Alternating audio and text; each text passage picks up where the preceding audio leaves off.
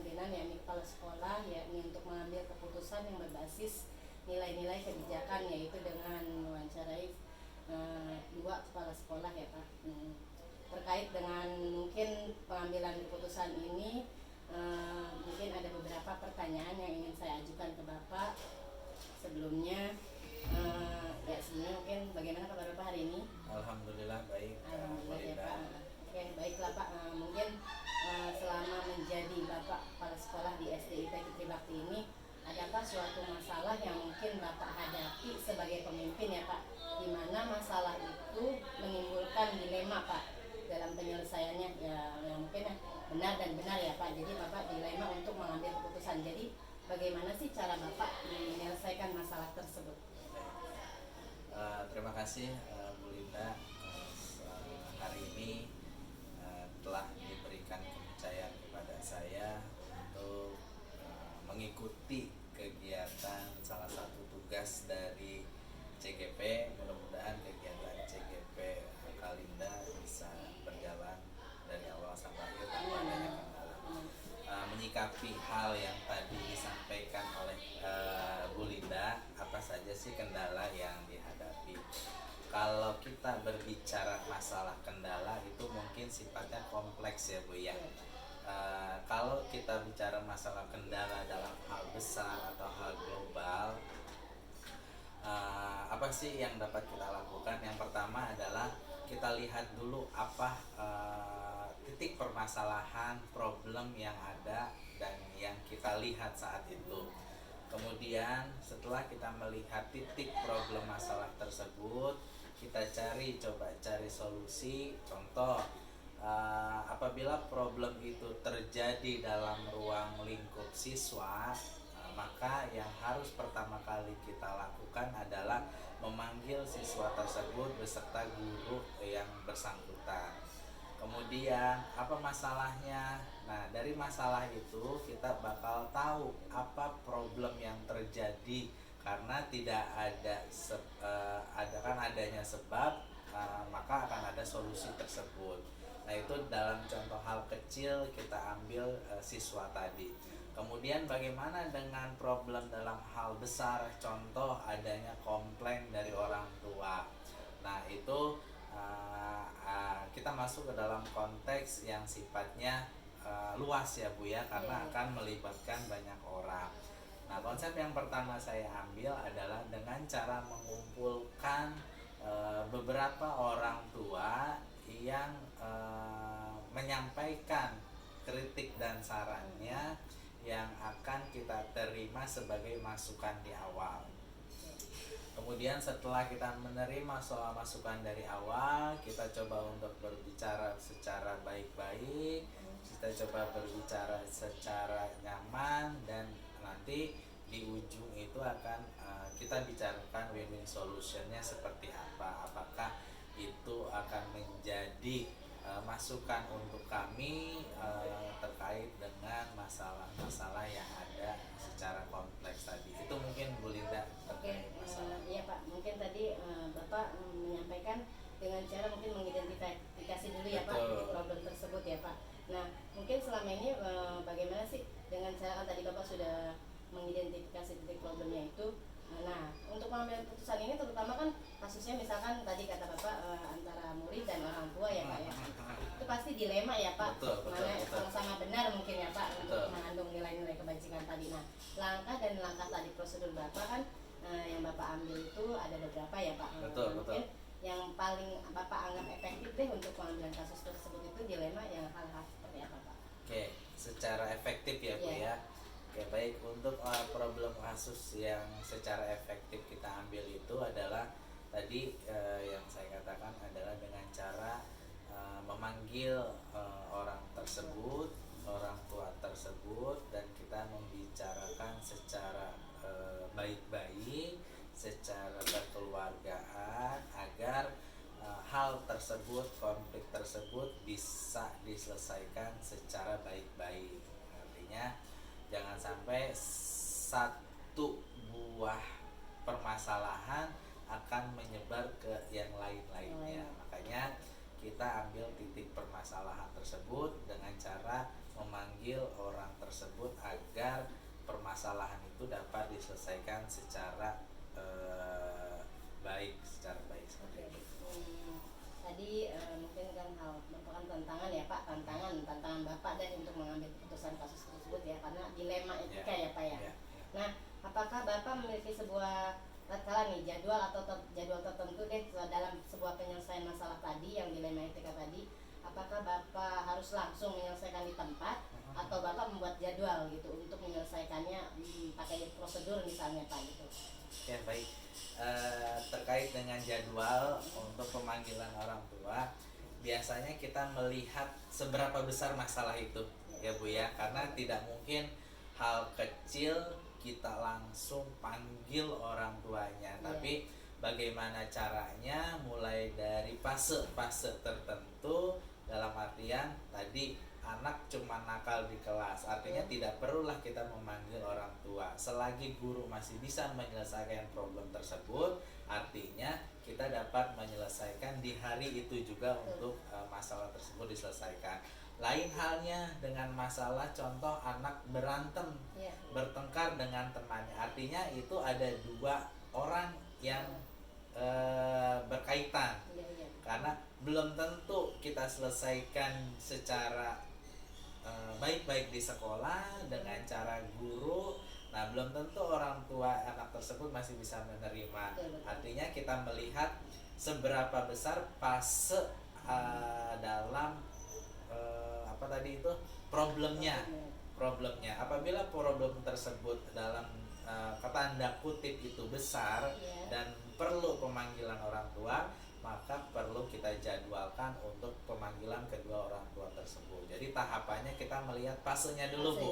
Kalau fasenya masih bisa kita diselesaikan oleh guru, tapi dalam fasenya tidak bisa diselesaikan oleh guru, maka kita akan buatkan jadwal untuk pertemuan dengan orang tua. Seperti itu Bu.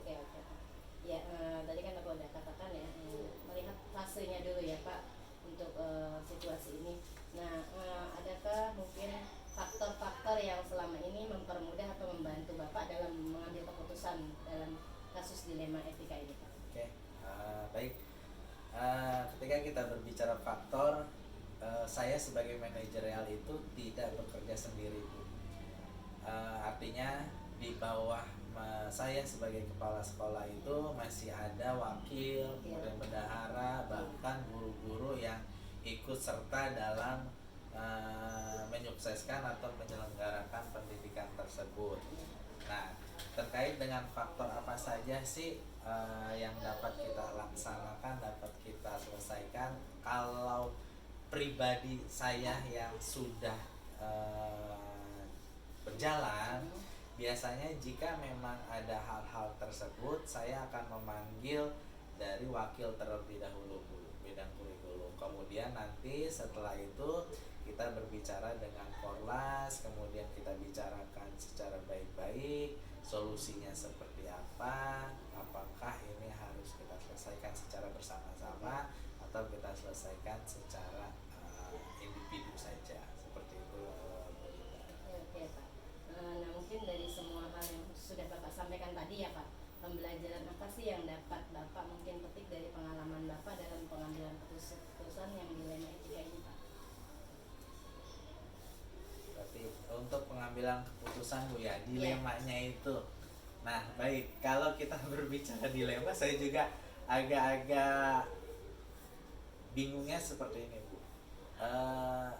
Kita penyelenggara pendidikan gitu kan, orang tua menitipkan anaknya sekolah ke kita, artinya sebisa mungkin kita selaku pelaku pendidikan, penyelenggara pendidikan, dapat mengamanahkan anak tersebut untuk dapat belajar apa yang seperti orang tua harapkan. Nah, kalau kita berbicara dilema, mungkin dilemanya saya itu adalah mampu tidak kami dari penyelenggara pendidikan itu memberikan pembelajaran, memberikan pendidikan sesuai.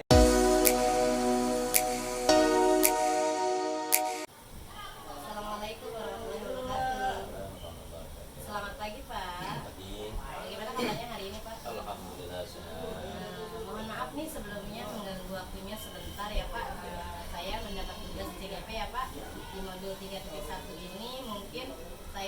mewawancarai kepala sekolah ya Pak, yakni tentang mengambil keputusan berbasis nilai-nilai kebajikan, yaitu dilema etika ya Pak ya. Mungkin sebelumnya Bapak bisa memperkenalkan diri dulu Pak.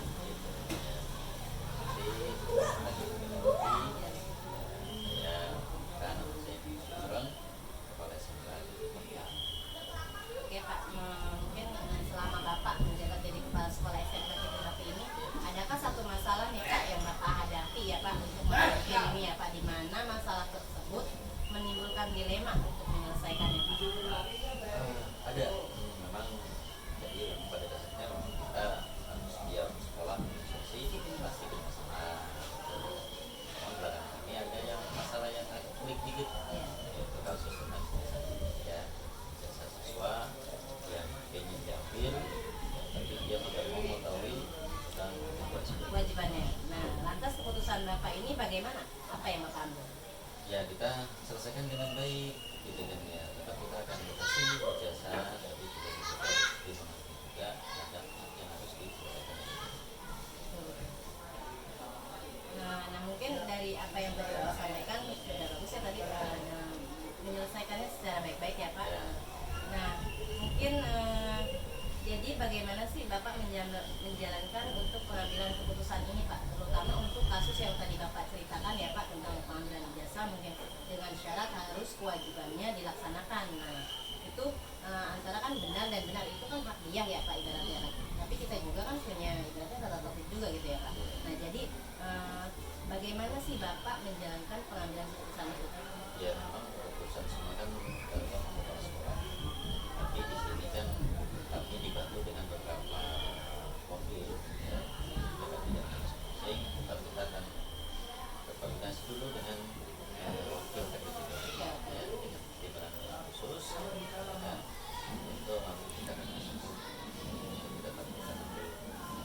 Oke, itu langkah-langkah dan prosedurnya ya Pak ya. Bapak jadi membicarakannya dengan wakil kurikulum ya gitu ya Pak, dengan mungkin staf guru yang lain gitu ya Pak. Untuk itu baru pemanggilan kepada orang tua ya Pak. Gitu. Jadi hal apa sih yang selama ini mungkin Bapak anggap efektif ya dari pengambilan keputusan Bapak ini?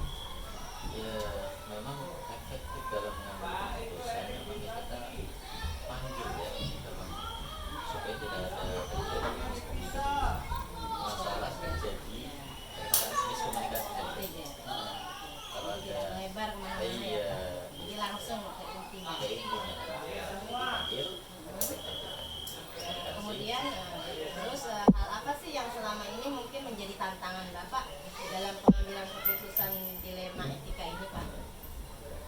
kalau itu ya apa namanya ya, kadang kita di pihak-pihak yang pengen memanfaatkan aja, apalagi masalah ijazah ini kan sangat sangat terkait bahasanya luar biasa ya, bisa pihak ketiga ini bisa mendapatnya memanfaatkannya.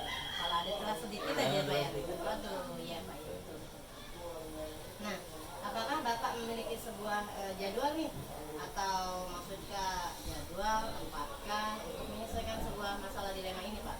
Pasti ada kita jadwalkan dan apa pemanggilan ya, kita bakal kita pemanggilan pertama, kedua, ketiga pasti ada, dan ya tempatnya ya di sini supaya jadi ini sekolah, urusan sekolah jadi diselesaikan di sekolah. Iya. Nah, untuk menyelesaikan masalah ini Pak, adakah faktor-faktor atau peran pendukung ya Pak yang mendukung Bapak ini dalam mengambil keputusan dilema etika ini? Kalau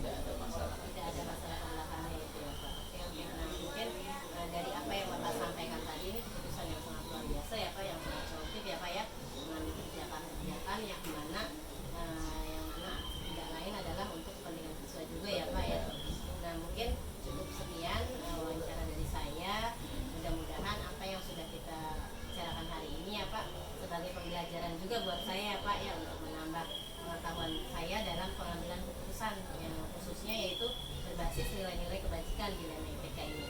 Terima kasih atas waktunya Pak. Ya, sama-sama. Mohon maaf ya sudah mengganggu. Ya. Assalamualaikum.